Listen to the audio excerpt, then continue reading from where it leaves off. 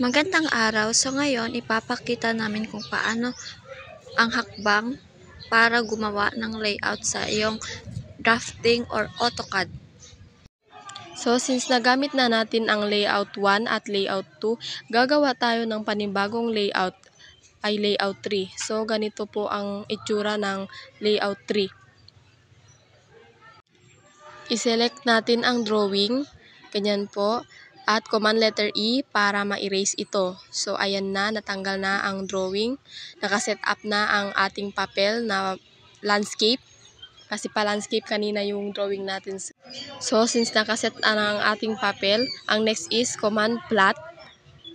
I-X lang natin.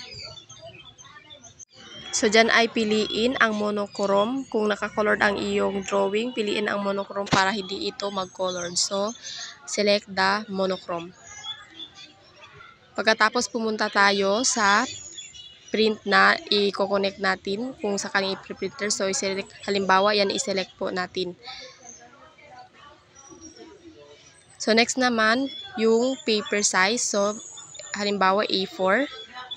So, i-select natin ang A4.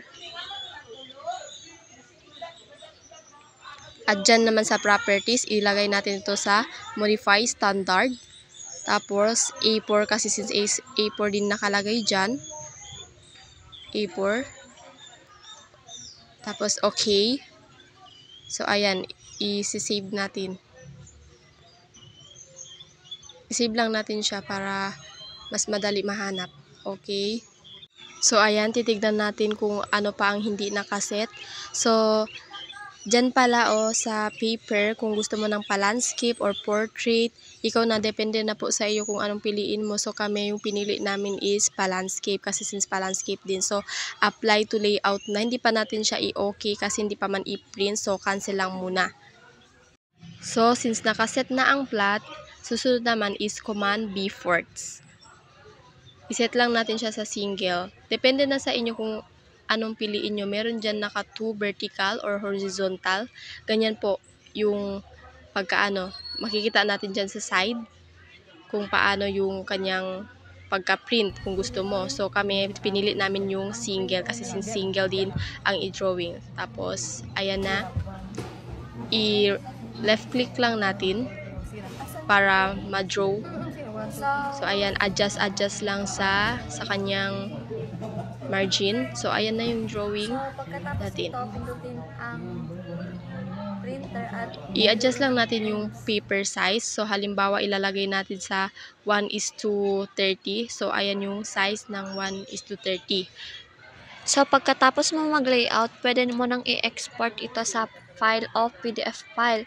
Ang una mong gagawin para ma-save ito sa PDF file ay pindutin lamang yung letter A at hanapin ang export at piliin ang PDF file. At lagyan ito ng name para ma-save.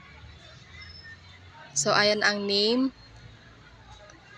Ayan ang name natin para kahit hanapin, madali lang mahanap. Tapos, i-save.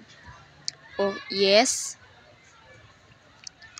So, ayan, hintayin lang natin. Pupunta lang tayo sa file para i-check kung naging PDF file na ba ito. So, ayan na ang mga listahan ng mga file. So, hanapin lang natin yung sinave natin kaninang file. Hanapin lang natin. So, ayan, pindutin lang. I-open. Hintayin lang natin. So, ayan na, hintayin lang natin kasi naglo-loading pa. So, andyan na yung layout. So, pwede na natin itong i-print. Tingnan nyo kung paano. So, pwede nyo na itong i-print. So, thank you so much.